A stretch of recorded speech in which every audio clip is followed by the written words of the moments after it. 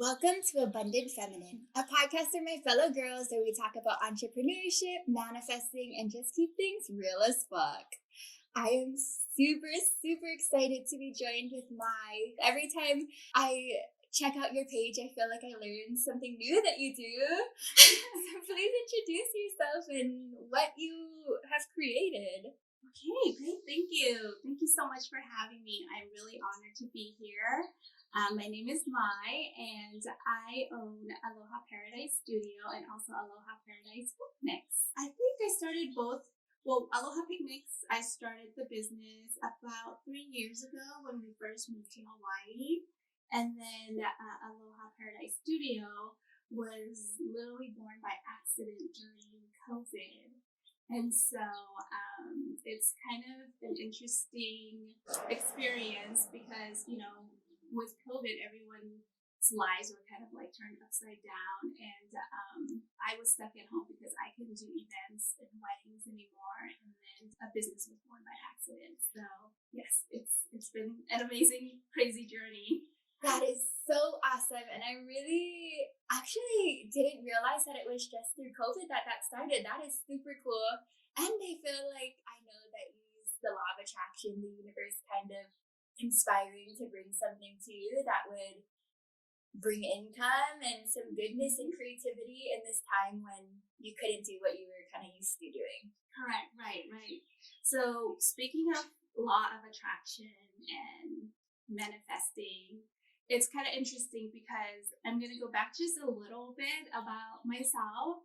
Yes, I want to hear. I feel like my entire life I've always lived by the law of attraction and manifestation, but I just never knew I was doing it. And then in 2007, when I first was introduced to the book of The Secret, and I read it, I was like, I've been doing this my whole life. I should have wrote a book about it. Wow. And so, like, all of the things that I took from the book, it was literally how I kind of already was living my life. And it was just neat to see that it was like something that people have to learn how to do, like kind of like imagining the life you want, attracting your desire and then putting it into action to the universe and sending out the right energy and then for it to return back to you, so it was just so weird for me because at such a young age I was already living that type of lifestyle, but I just didn't know that was a particular way of living. That is crazy. So you pretty much were totally practicing it and have, like, with the time of doing it, had realized that when you put that good energy towards the things you wanted, they would happen for you. Correct. So it's just like now there's a label on it, basically. Yes. I mean, that is awesome. Here's a perfect example. Growing up, my family was really poor because our family immigrated from Thailand to California when I was about 6 years old. We lived in a few refugee camps in Thailand. And so because we fled my birth country in Laos, and because it was a war-torn country and it wasn't safe there for us, it was a communist country. And so I grew up in a refugee camps in Thailand. And so when we went to America, our family literally went there with just clothes on our backs, no knowledge of English, didn't have a penny to our name. And then as we were growing up, we grew up poor, but I never felt poor because my parents worked so hard and they made sure that we were taken care of. So I didn't know what the word poor was until I got to middle school when all of my friends had credit cards and their parents were picking them up in BMWs and we would go shopping at Nordstrom, and then I'm like, whoa, what is this? And here I am with like my two sisters and my grandma. We share a bedroom, like the four of us. And then I go to my friend's house and they live in like mansion, and I'm just like, wow, like our family is like poor, and I didn't know that, but I never felt it. And so from there on, I was like, I want like a really good life for myself and an easy life for my parents because they work so hard. They're always working, and grandma's always taking care of us after school. So already at a young age, I already instilled in my mind what I desired for my future. So growing up a traditional Asian family home, parents are always pushing education, education. But for me, I had this creative mindset. Like I always wanted to create beautiful things. I wanted to be a wedding designer or a florist or an event coordinator, bring beautiful stuff to people. But my parents like that's not a real job. You gotta go to college and get a regular real job. So growing up, I followed the traditional route. Did college, studied finance, did my 9 to 5 the first 10 years of my career. I enjoyed it, but on the weekends, I fulfilled my passion in wanting to do like things that are creative, like, coordinate weddings and design weddings and whatnot. So I side hustled from the age of, 19 until today. And then eventually when I got married with my husband, who is in the military, I had to follow his career. So I gave up a lot of my dreams and career goals to follow his. But I always made sure I did my side hustle, and then having to quit really good secure job in the finance world to follow his career was challenging too, because every time we moved somewhere new, I had to start from the bottom. Because sometimes there are certain jobs that I wanted, but it wasn't available at that time or at that place that we were living at. Because being in the military, our family has moved 12 times already. And so imagine having to always get up and go and leave jobs that you love. So I learned early in our marriage that, okay, I need to create a career that I'm going to love and I'm going to take it everywhere I go. So I started manifesting all of that, And then when I had my son, I was 23 when I had my son, and I've always been attracted to Hawaii. Growing up in California, I grew up on the beach too, right on the ocean. I always wanted to experience Hawaii. I'm like, someday it would be so cool, honey, if we got stationed there or lived in Hawaii. So when our son was born, I gave him a Hawaiian name. I named him Keanu.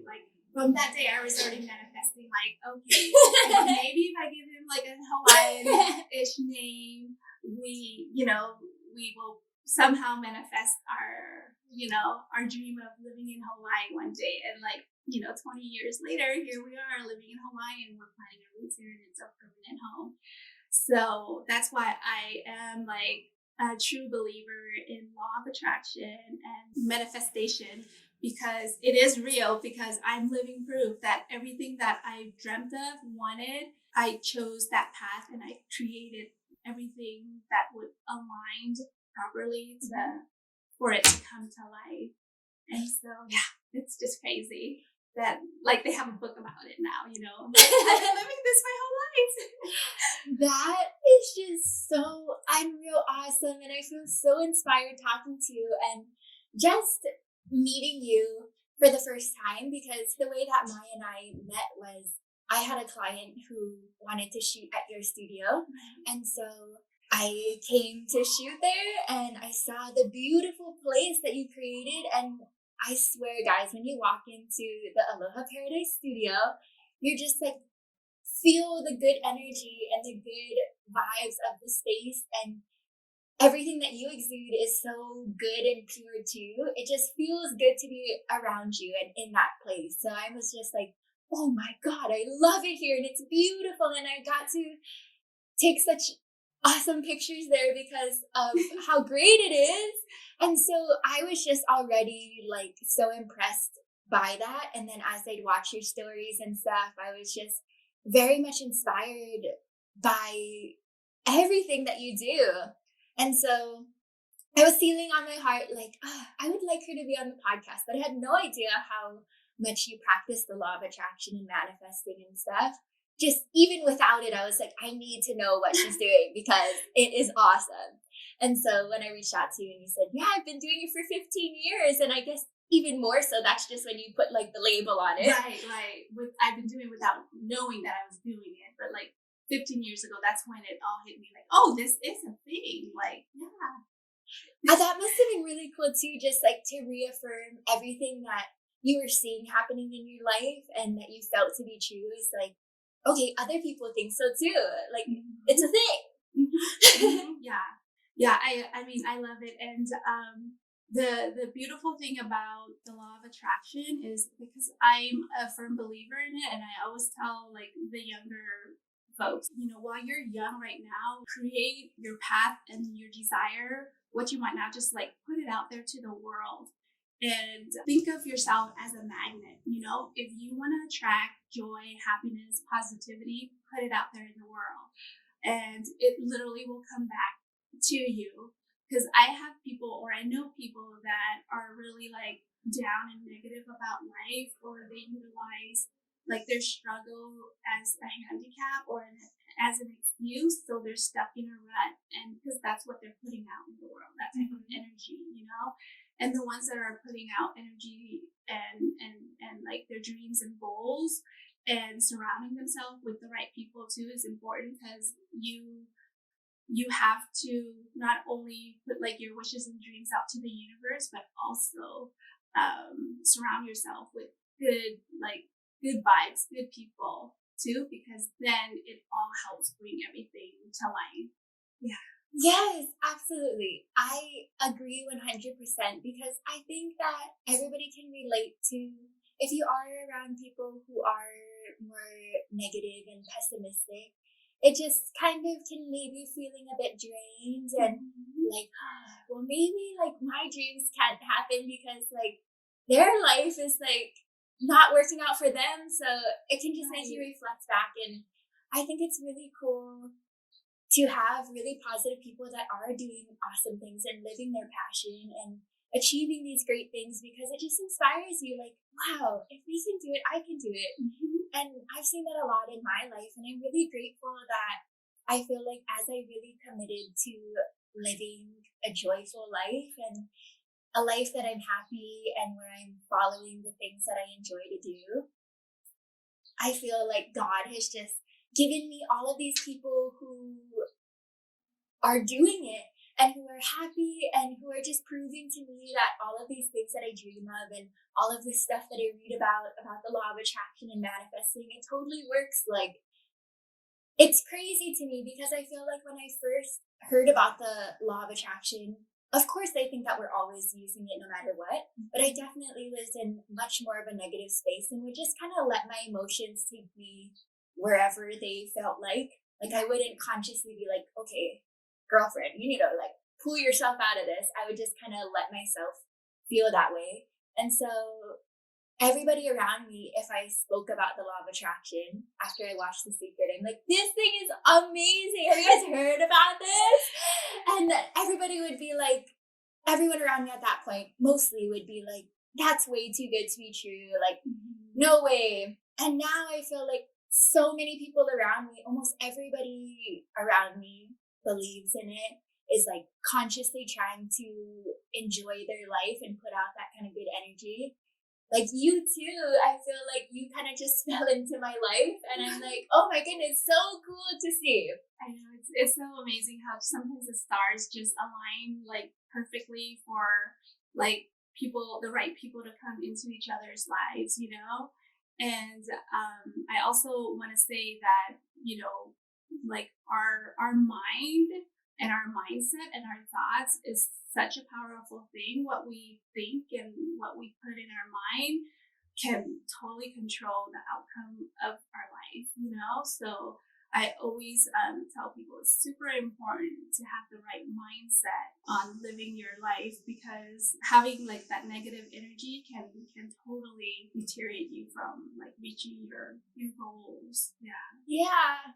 What would you say is maybe one of the biggest takeaways you've learned over the years of using this? I mean, for me, because I see it as like all of us, the exterior part, a lot of time we think it's more important, but internally, I feel like now, like what goes on inside is more important than what's on the outside, because like a lot of us, we go to the gym and work out and train our body to physically be healthy and look good, but then we forget that it's more important to actually train our minds and our thoughts, because we can look amazing, but if we're feeling, or our mind is thinking, oh, I look bloated today, but like you're staring in the mirror, but you have a six pack, it's not going to make a difference no matter how hard you go to the gym and work out or exercise or jog or do other extracurricular activities to, have that physique look that you want. But if you don't exercise your thoughts and your mind first, then all of that doesn't really matter. And so just being positive and, also taking risks too. I'm all about that, because now I get a lot of clients that come to my studio to photograph content for their new businesses or current businesses.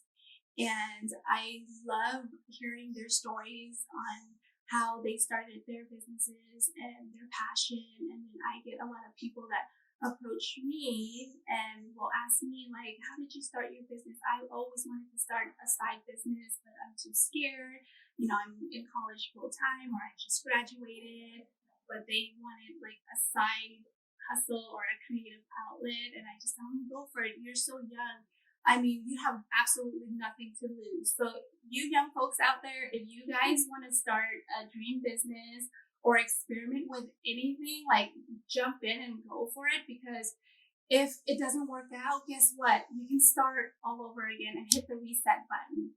I mean, look at me. I'm 43 and I started new careers like at the age of 40. Having to like leave a very secure financial job 10 years ago and just following my heart and my passion now has been probably the best thing I've ever done in my life. So I always tell people, like, follow your heart, do something you absolutely love and you look forward to waking up to every day, because if you love what you do, it'll never feel like work. Absolutely. And so that is so, so important. The money is good, but if you chase the money, sometimes money cannot buy happiness. But if you do something you absolutely love and the bonus is you get paid, that's like freedom. To me, that's a definition of success. Some people define success as making a lot of money. For myself, I define success as having freedom to not work when I don't want to work when I want to, and go wherever, whenever I please. So freedom to me is the definition of success. Yes, absolutely. Do you feel that when you are doing something you love and pursuing your passion, because you're enjoying it and you're in that high vibe space, sometimes the money can even come and flow to you in a more easy way, / you'll still have lots of money because you're so happy and it's just that good energy is attracting more good to you? Yes. I mean, I'm a believer in that. For example, when I had my, 9 to 5 job and I got a paycheck every 2 weeks, it was nice. It paid the bills. I contributed to my family, but I dreaded going to work every Monday, and I always look forward to Friday. I'm like, this is my life. Like, I dread Mondays and I look forward to Friday. Like, this is it. I grew up and studied hard and went to college. This is life. I'm like, no, I don't want that. I want to be able to just like go and do whatever I please and work whenever I want to. So in a way, being married to my husband also, with his interesting military career, it helped me get out of my comfort zone too, to kind of just take risks and explore, because I didn't have any other option than to just be stuck at home, twiddle my thumb and wait for him while he comes back from a deployment or training, or he's gone 5 months out of the year or a year, gone. And so being a single mom and balancing a career, I was just like, I need to do and create something that I can be in complete control of. There's so much in my head that like I want to share and think about. And so I'm like, my mind is going, I'm like, I want to cover this and I want to cover that. But going back to the money part, don't chase the money. Chase your passion and your love for what you're doing, and then the money will follow. Trust me, because when I started my picnic business, I was the first pop-up picnic here in Hawaii. It's crazy that no one has started that like 3 years ago. It is And crazy. the funny thing was, we knew a year before that we were gonna move here because before we moved to Hawaii, we were stationed in Japan, and when we found out we were moving to Hawaii, I spent like 6 months studying like the community, the market, research, get to know your like ideal clients and customers. And so when I did that and found out there's no pop-up picnic company here, I said I'm gonna go full force on that. Even though like my background is in weddings and special events, I wanted to start something that's more intimate and smaller scale, because when I was younger in my 20s, I had the energy to coordinate and do like weddings of like 500 guests and 200 guests. Now that I'm older, I wanted to do more things that are slower pace and more personable. Like picnics is perfect because it's outdoors, and I'm obsessed with picnics, and it's like so cute, you know? And so I started that, and the first 2 months I was like, I would be happy if I can do like 1 to like 4 picnic gigs a month. And then after 2 months, when people heard about my service, I was doing like 4 picnics a week. And then I had to start to hire like a team to help me. And then it was doing really well. And then COVID happened. And then, of course, everything went to a hold. No gatherings, no events. And the beach, remember when we had the beach closures and stuff. And so I was stuck at home. And because I'm super extra, I have a bathtub in my backyard just for myself to chill in and drink my beer and my wine. Actually, that was inspired from a trip that our family took about 4 or 5 years ago to Bali. And so every hotel we stayed at had like an outdoor bathtub, and they would fill it with flowers. I'm like, you know what, hon? When we go back home, I'm going to get a bathtub and put it in our backyard. He's like, you're crazy. And then when we moved to Hawaii a few months later, I got a bathtub and put it in the backyard. And he's like, what is that? I said, a bathtub. Remember, like just in Bali. I'm just going to chill and drink my beer and my wine. And so when COVID happened, I hopped in and sprinkled flowers in there, took some selfie, posted it on my personal Facebook page. And a lot of my photographer friends were like, oh my gosh, can I bring my client to shoot here? Like, you know, we can't go shoot at the beach because the beach is like closed and whatnot. I'm like, yeah, sure. I hardly ever use it. And then after they photographed a few sessions, it just blew up. And then they're like, oh, I have another client. Can they book? How much do you want to rent it for? I'm like, I don't know. And then it just turned into a thing where I'm like, okay, this is a thing that people love to do. And then with COVID, everyone was bored at home. So when they discovered my floral bathtub, they're like, oh, a good excuse to like get, you know, dolled up and cute and go take photos in a safe, you know, environment. And so that's basically how it kind of happened. People started coming. I was hosting a lot of maternity sessions. I don't know, everyone's getting pregnant during COVID. And so it went from like, you know, 1 to 2 sessions a week to now I host an average of 3 to 4 sessions a day. And probably like 75% of my clients are maternity clients. Everybody's just getting busy staying at home.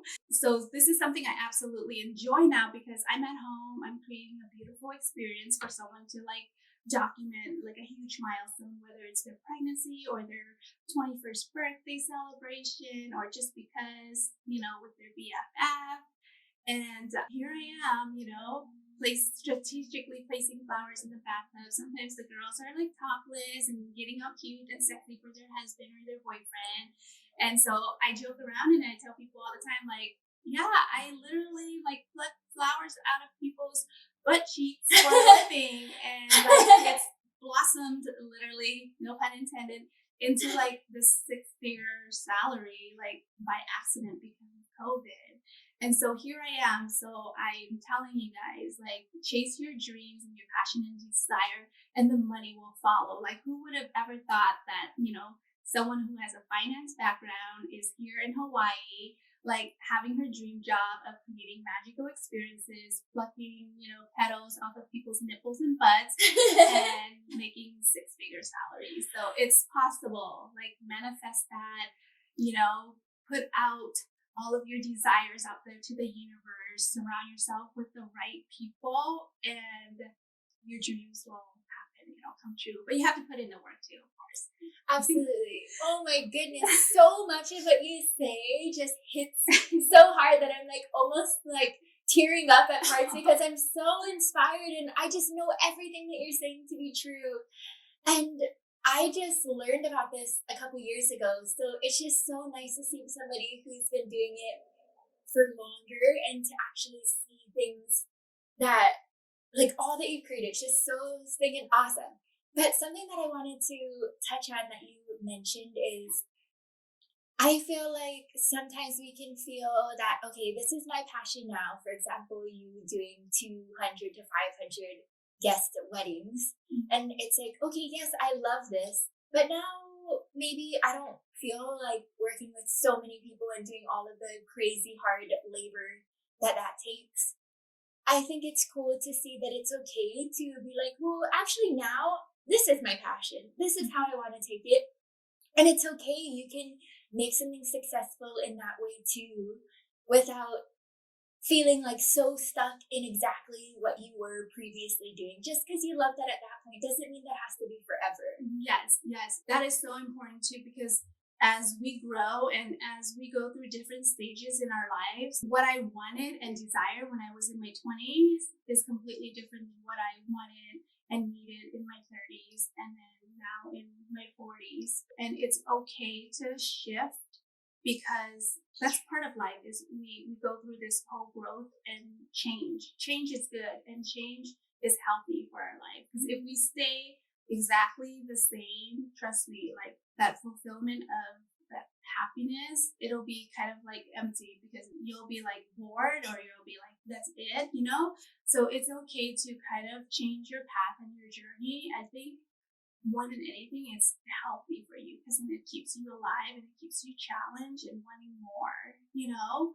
Because I know when I was in my 20s, early 20s, I had like an exact plan. Like, I want to get married at a young age because I want to be a young mom. I want to have a total of 3 kids before I turn 30 so I can have energy to chase them. And then I also can be like a young mom with adult kids so we can go and travel and enjoy life and be like good friends too, you know?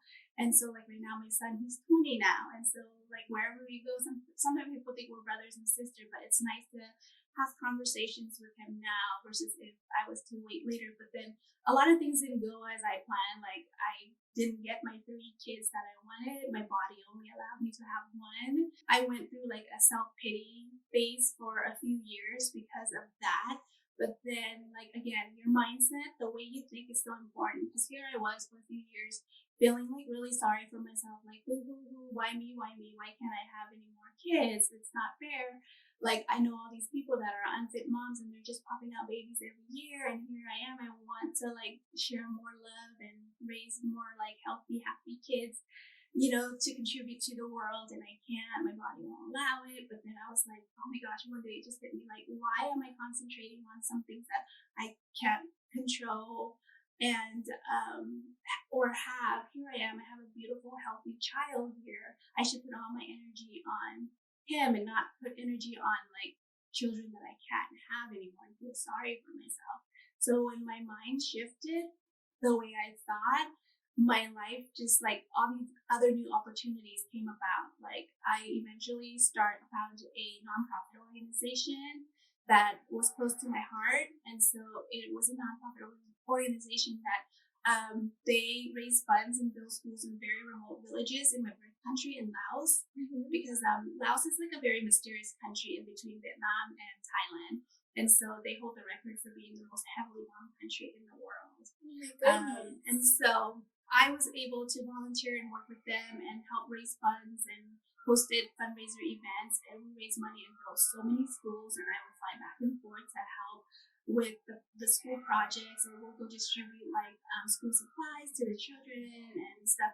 So that felt the void in my heart of wanting more kids, because all of the kids in the villages were like my children, you know? So I found a different route to heal. And then when we started moving and I started growing and starting my businesses, that became my baby. So I'm like, see, the stars aligned and God had a different plan for me. Even though I can't have any more children, I am helping like so many children in the villages, and now my new businesses were born. And then if we had so much kid, we probably wouldn't even have enough money or time to travel and see the world and explore like we did, and all of the experiences that we had. So after I changed my mindset of feeling sorry for myself, why my life sucked, and I can't have any more children, all these other blessings came to fruition, and it was like, wow, it's just like like your thought is such a powerful place. Exactly. Even when we're kind of in a negative place, it's still so powerful in the fact that it's almost like blocking certain blessings and things because it's like, you're putting out that kind of like lack and just sadness and all of that. So it's like, well, why would we like attract these other awesome things to you? Mm-hmm. But I think that goes really well into something that I wanted to ask you. I know that manifesting, one of the biggest things about it is to feel good and to put out good energy. Even if you don't know exactly your plan for success or those things, if you have that good feeling, that's what will open the doors. But this is the perfect example of sometimes there's challenges that come up in life that just make us feel down and make us feel so junk. Do you have tips on how to like remind yourself that of the things to be grateful for and to just pull yourself into a positive place again? I mean, yes. I think more than anything, when like, I mean, I fall apart all the time, like, especially working in a stressful environment of like events or coordinating weddings. You're like dealing with someone's most important day. Sometimes I lose sleep for like a week prior to the wedding because I'm running like a gazillion things in my head to make sure everything's perfect, right? I relate to that. Oh my goodness. I'm like, okay, Krista, it's not helping to think about it right now, but I can't stop. I'm just like laying in my bed. Right. Yes. So, I mean, I'm just learning that to just try your best to just let it go. I'm like, we're all human, and to not be so hard on yourself that everything will always work out no matter what happened. And if, shit hits the fan, guess what? There's always a solution to everything. There's always an answer to everything. So I'm learning that it's okay if things fail or falls apart, we can always fix it. I think in life we forget that it's okay to make mistakes. It's okay to be stressed out. It's okay to have all kinds of crazy stuff happen because we can always fix it. There's always a solution for everything. So I always tell people like, don't sweat the small stuff. Yeah. I have been trying to remind myself constantly now that everything's happening for a reason, especially in the times when things are going bad. And so far, I do feel like lots of times, of course, things suck in its moment. And I think it's okay to kind of grieve things not working out and just feel junk for a time. But I feel like I can always see, wow, if that didn't happen, I wouldn't have learned this, or I wouldn't have been open to this different opportunity.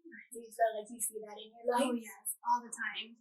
Sometimes something bad happens in our life and we think it's the worst thing, but then sometimes they come in like a blessing in disguise, without us even knowing. And so I take it as always a learning lesson when it's like hard times, because it's such a good learning lesson. Yeah. If you don't mind, do you have any kind of instances where you saw that come to be or like realize, wow, maybe that was a good thing, a blessing in disguise? Oh my God, there's like so many.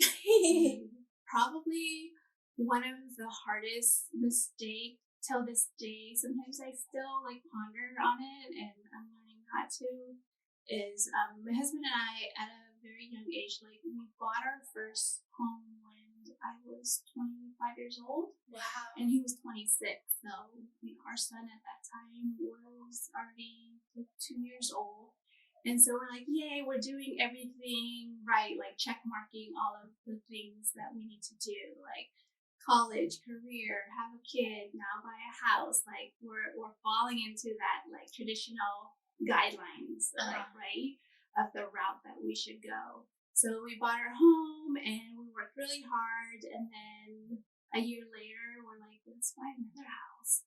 And so being in Southern California, we kind of got stuck in that lifestyle of keeping up with the Jones, you know?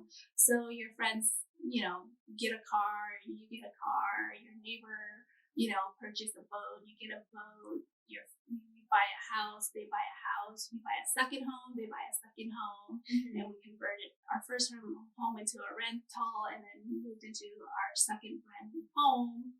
And then the military decided to throw us a curveball and told us, well, you guys are moving to Japan. And we're like, we have these two homes. How are we going to pay for it? Because then, like, my job was an important source of income to help pay for these two homes.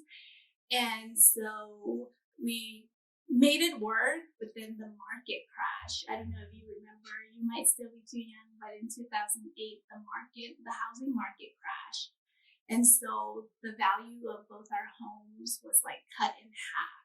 So like if we were to sell it, we wouldn't even be able to pay off our loan because it was worth less than what we paid for. But we had to let one of the homes go. We had to sell one of the homes because when we moved, I couldn't get a job right away.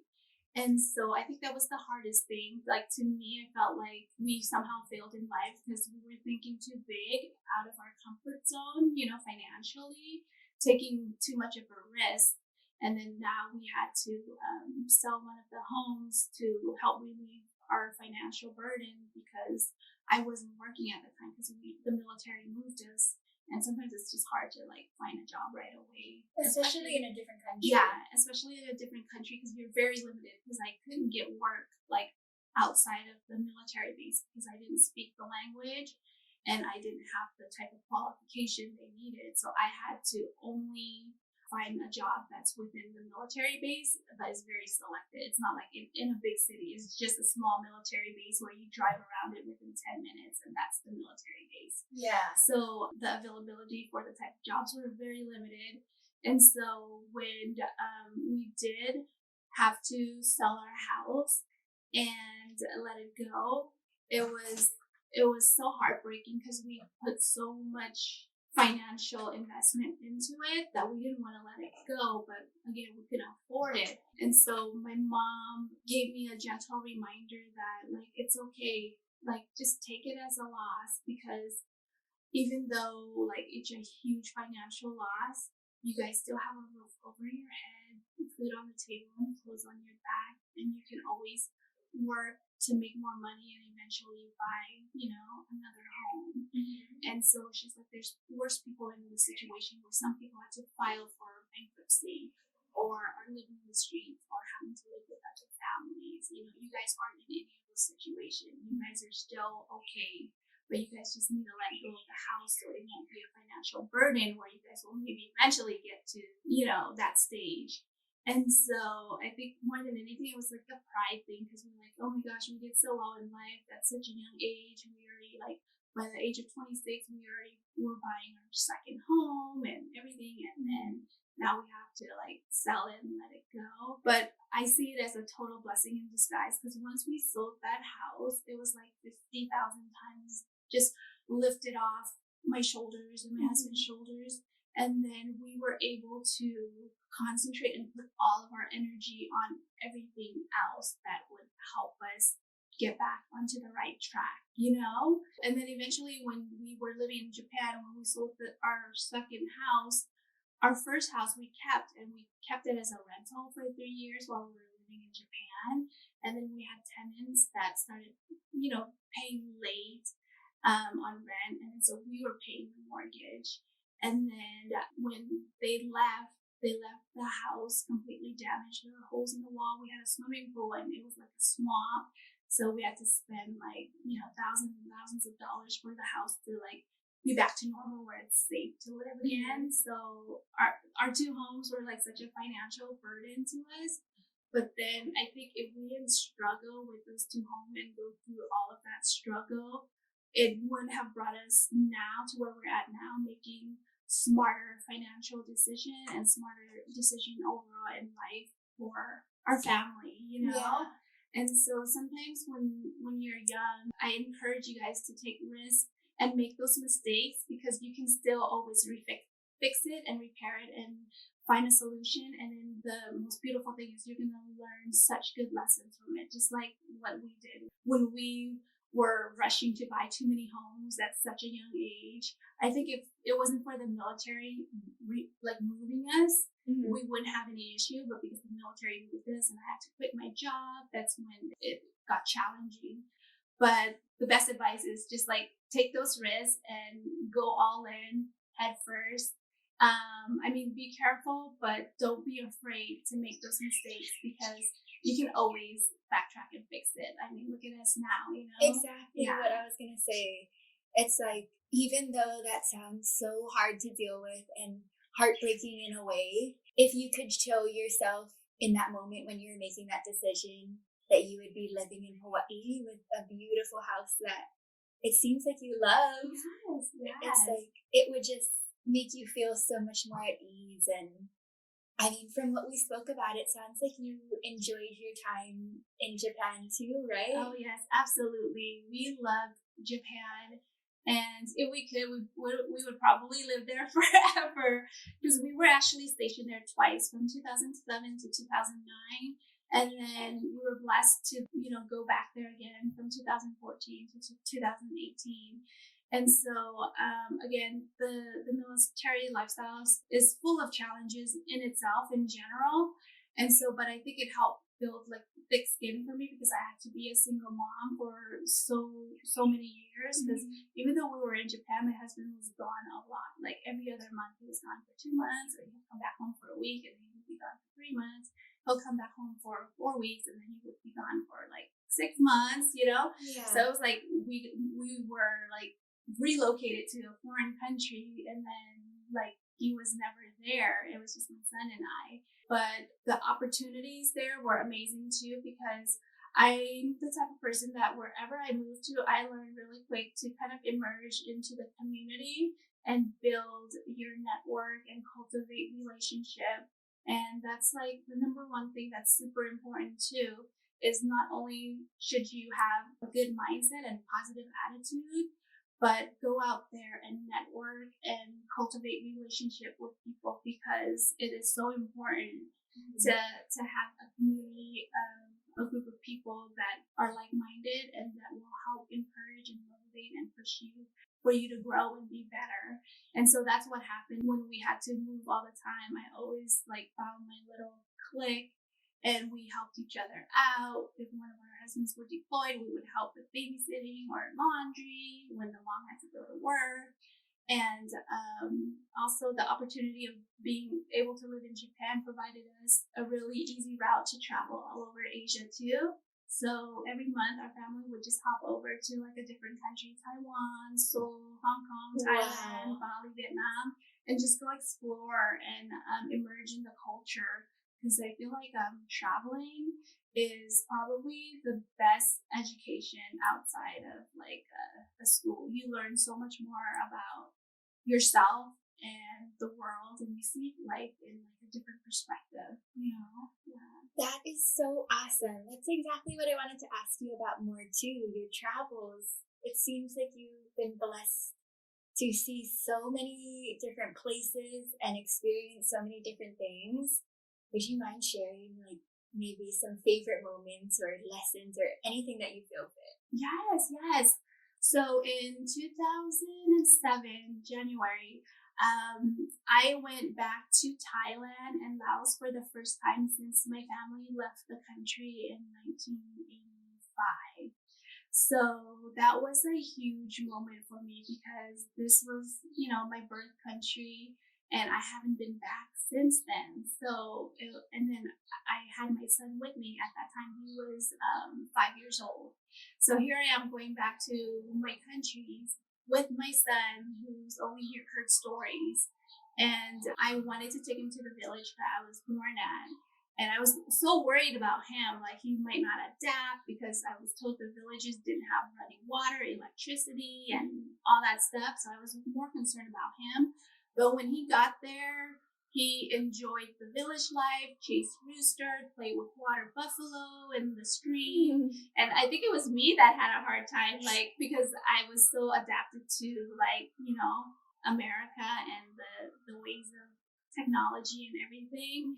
And so, like, I mean, my cousin had to boil warm water for me to take a bath in. Like, it was just crazy to see, like, after over 20 years, that the village that I left was still exactly the same. And so it really made me open my eyes, because going back to living in Southern California and buying homes after homes and keeping up with the Joneses and designer brands and stuff, when I went back to the village, I was like, those things aren't even important. Here are these villagers with absolutely nothing, and they're so happy and stress free. I'm like, Wow. I would trade that for a designer bag or a nice fancy car or a big house, because when I have those things, I'm stressed out because I constantly have to work to support those things so I can have those things, But then here are the villagers with, like, their beautiful garden of fresh vegetables, and they just swim in the river, the lake, and life is so simple and they're so happy. And then here we are so stressed out about life, and we have everything within reach. And I'm like, that didn't make sense to me. And so from that day on, that's when, like, I started shedding everything. I'm like, I don't need designer bags. I don't need the fancy cars, and I don't need the big homes. And I think ever since I shifted my perspective of life, of, like, what is fulfilling and, like, what is considered successful, I realized that simplicity is what makes my life fulfilling and happy. Yes. So that had to do with traveling. So traveling is so beneficial. So if you guys are young, in your 20s, you don't have any kids, no baggage, nothing holding you back, like, take a month or 6 months and just go backpack around the world. Once COVID is under control, like, go and travel solo, because I've done solo trips, and you'll be amazed about how much you learn about yourself. It's incredible. Oh my God, yeah. I can't stress enough how important traveling is. That is so awesome and so good to hear, because I feel like growing up, my dad really would tell me about how we can be happy and we don't need to have a lot of stuff. Like, a lot of stuff is just a burden.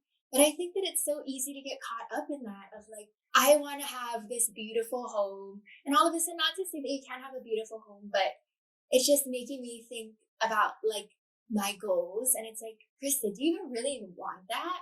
Or is it just that you think that that's, like, what success is? Right. It's like, to be happy and fulfilled is truly the most important thing. And it's just such a good reminder in that story that you have.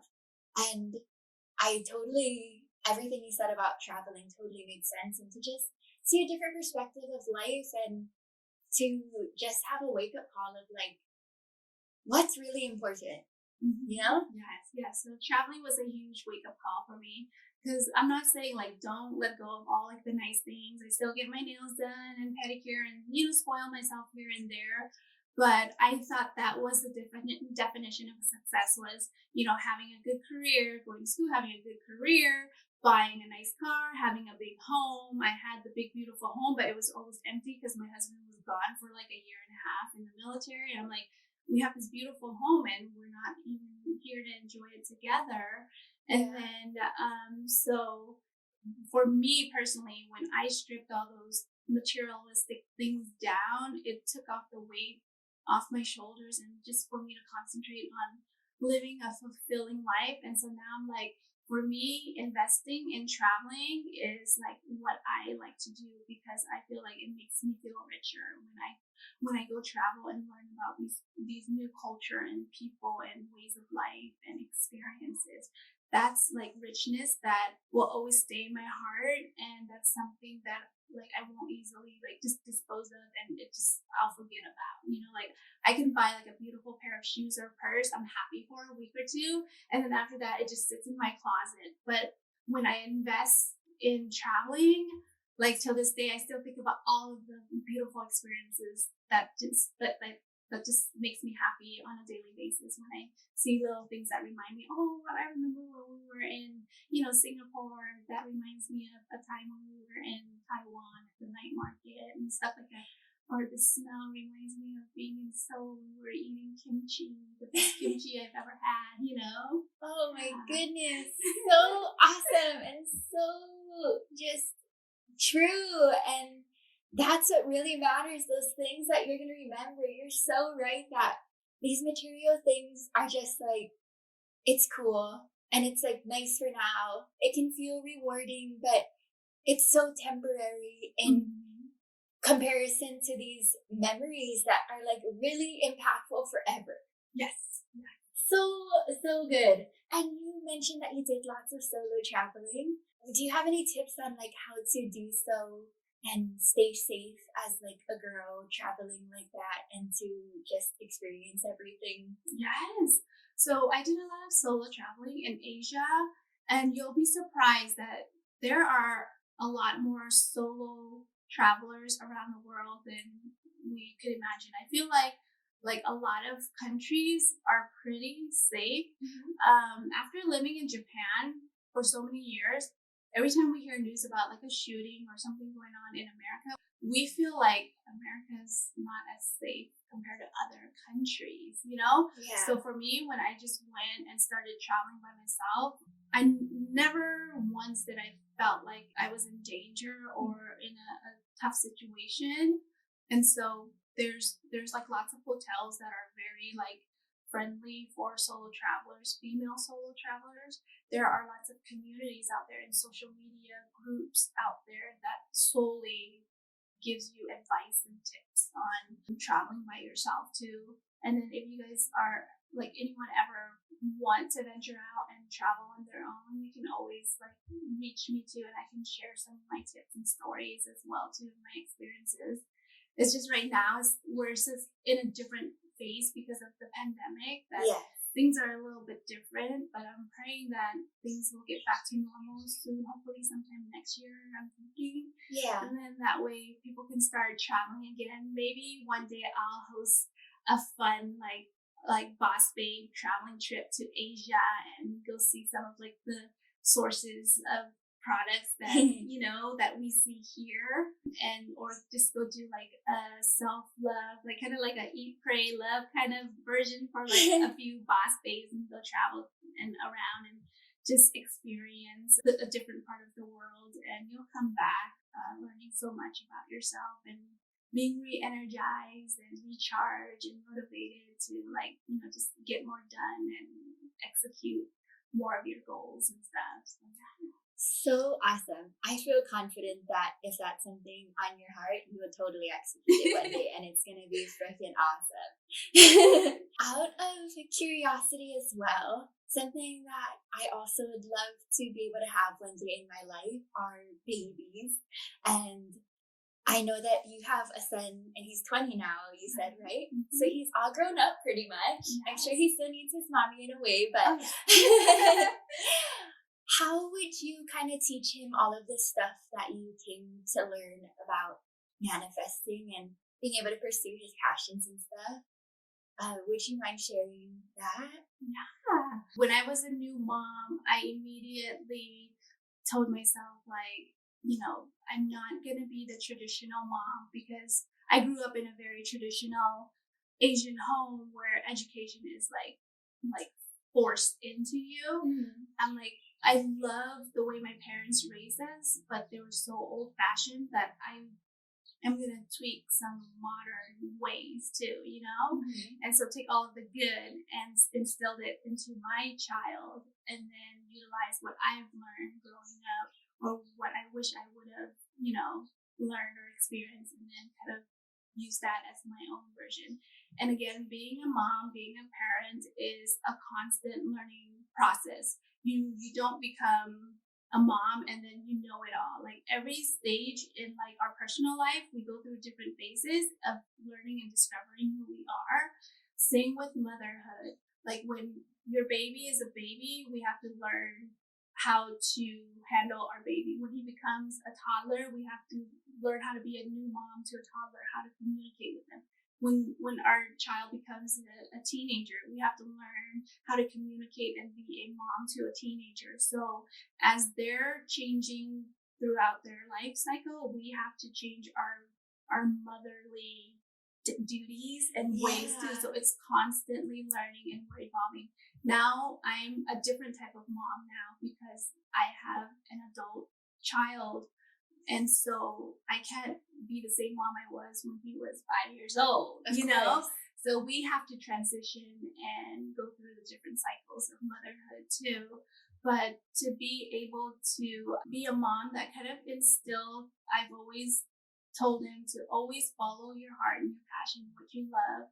And I think with him being also in the military, we've moved and he's been to 13 different schools in his lifetime.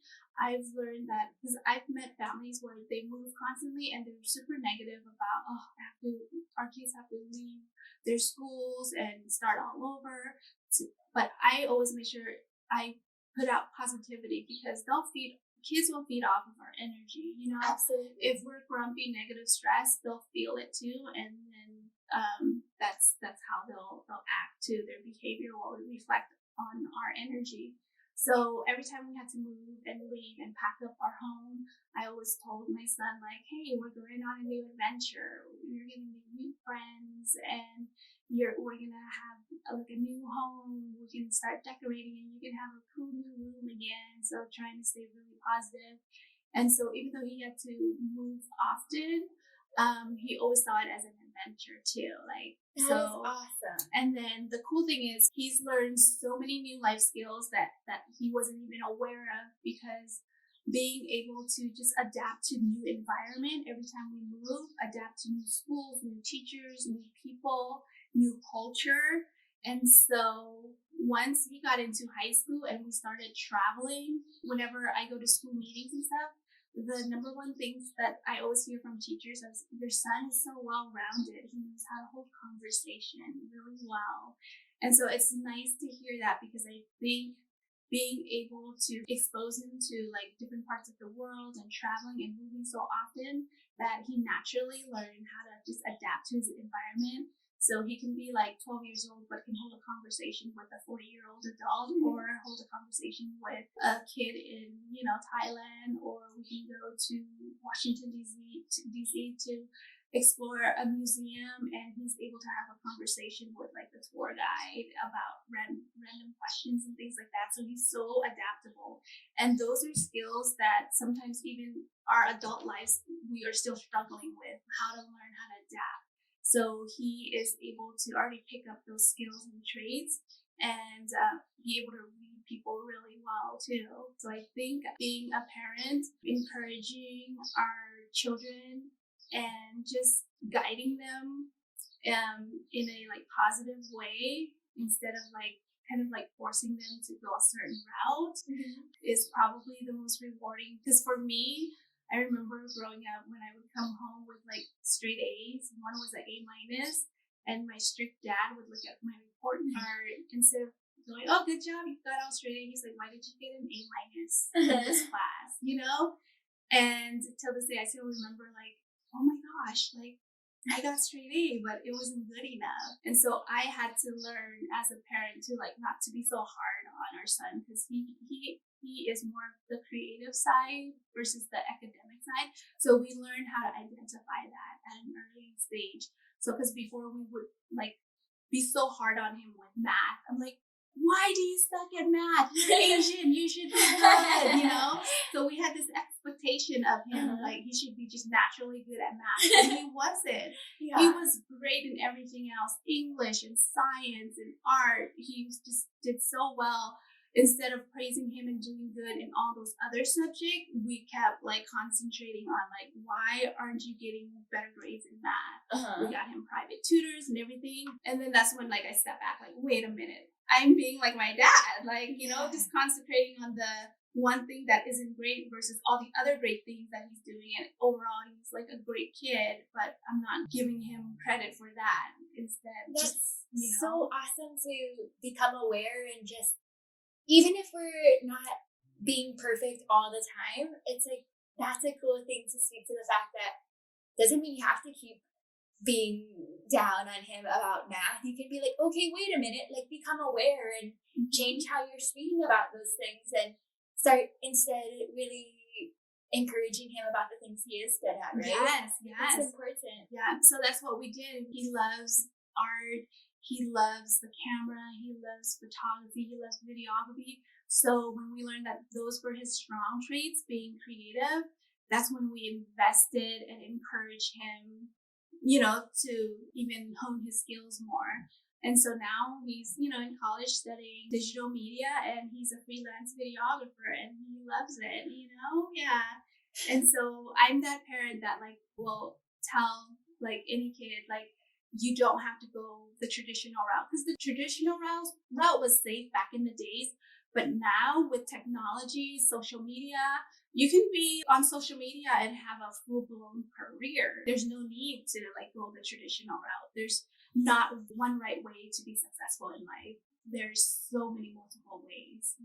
That is so awesome, and it's so awesome to see how much it paid off that you did encourage him in those routes, and that now he's doing what he loves, and he's on this path to have a life where he's happy and fulfilled, and to just have that encouragement from you that he can do these things and it will work out. That's just so awesome. And I just definitely take inspiration from you in that way of being a mom. And I'm so excited for my turn, but not ready, but excited for that so much. Yes, definitely take your time, because motherhood is a hard work, and a lot of us, we lose ourselves for the first few years of motherhood, because we literally give up our identity and our life just so that way we can concentrate on being present and being the best mom to this little human that we created. So I myself am guilty of that too. I lost kind of my identity as who I am because I was so worried about being a good mom to, my baby. And so that's something that I think another tip that I would give to a new mom, a new future mom, is always take care of yourself first. You should be always a priority first before your baby. It sounds selfish, but if you can't be like mentally, physically 100%, how can you give 100% to another human being? So true. Yeah. And just seems like common sense, but it definitely needs to be reminded because, like you said, you just want to be the best you can for them. And sometimes that is in taking care of yourself. Yes. But, oh my goodness. Any last things you want to add? Because I think that was awesome. I'm like, kind of want to have you on again.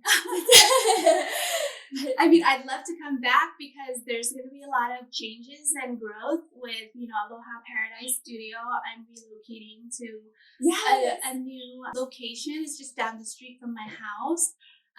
It's going to be a beachfront access and beachfront venue. We're going to create a lot of fun things there. There's so much going on. I have so much planned because not only do I want to create a space where people can come and photograph and create beautiful memories, but I also want to start hosting fun events where people can come and attend and take away something really special. Whether if I host like a really fun hapulepo or workshop, they can come and learn a new skill, meet new people, and build friendship and network and cultivate relationship.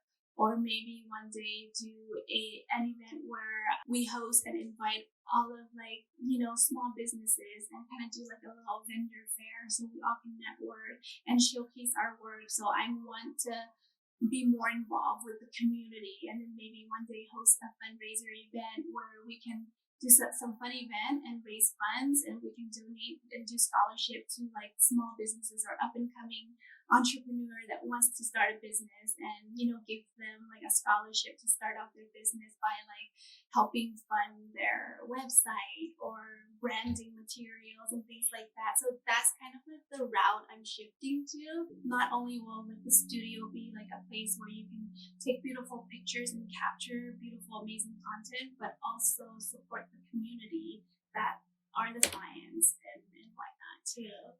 I love that, and I know that it'll be successful and rewarding and truly help a lot of people. And I feel like as you're talking about it, I can just see in your eyes like lighting up that it's like, this is really your dream for it, and that you have so much passion towards it. And I just know for a fact that it will be successful and it'll come together even better than you could imagine. So I'm just excited to see it all unfold for you. And I'm so excited for you in the new space too. Congratulations. It looks amazing. Thank you. You'll have to come out there and we'll do some fun collaboration. But yeah, the new space, I'm like just putting it out there, kind of like my dreams and goals about what I want to do. So I'm putting it out there. Law of attraction. Yes. I'm manifesting it right now. So hopefully everyone can kind of see it come to life, you know? So yeah. Oh my goodness. Yes, we definitely need to have you back on then, and to just kind of reflect on this and all that has happened since this last talk. And I know that you just have so much more knowledge in there to share. So I'm excited, and I'm like, this might be my favorite episode because I just feel like I learned so much from you, and it really made me think about lots of things in a different perspective, and I'm grateful for that. Thank you. Thanks. I'm honored for you to invite me over here and kind of share my insight and my experiences of, you know, the journey through life and how I got to where I am today. Yay! Please tell them where they can find you. Okay. I am mainly on Instagram, Aloha Paradise Studio. And then if you go to my Instagram, I also have a website. And then my picnics, we're working on a brand new website right now. I'm rebranding. I figure, you know, with last year being with COVID, the business kind of halted, but it's picking back up now and it's picking up really well. We're actually hiring, so we're looking for part-time team members to join us. So if you love creating magical experiences or just love being outdoor, hit us up because we need to grow our team. And let's see, our studio is out in Eva Beach.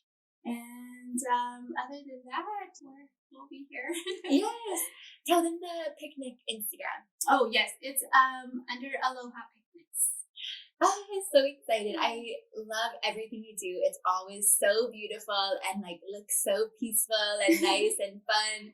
So I'm just excited to keep watching your journey. And yeah, I'm just like grateful for this opportunity to talk to you. I loved it so much. Thank you for having me. And I mean, I love creating these businesses because every time people like arrive at their picnic or arrive at my studio, they're like, oh my gosh, I feel like I just walked into like my Pinterest dream board. Yes. And so that's the thing. People always ask, like, how do you come up with these ideas? I'm like, well, I kind of think like the client, like what would I want as a client that would be cutesy and like worthy of Instagram. So because nowadays it's all about like Instagram and Facebook and just enjoying that experience. I tell people all the time, like, people shop with their eyes first. They invest with their eyes first. So if something looks good, feels good, then they're gonna be like, take my money and I want to be a part of it and I want to experience it too. You know? Yeah. Because I think nowadays we are all about living for the experiences now. Yeah.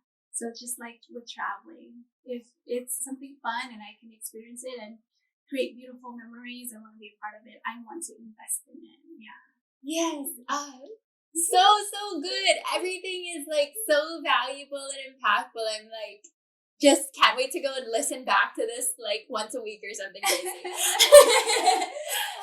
But thank you guys so much for listening. If you want to follow the podcast on Instagram, it's Abundant Feminine. If you want to follow me, my personal is Krista Chambers, and my businesses are christaylor.photo for my photography, and my plant and crystal and flower shop is called growbabe.hi. And thank you guys so much for listening. I hope that you got as much out of this as I did, and enjoy the rest of your day and your week. Bye.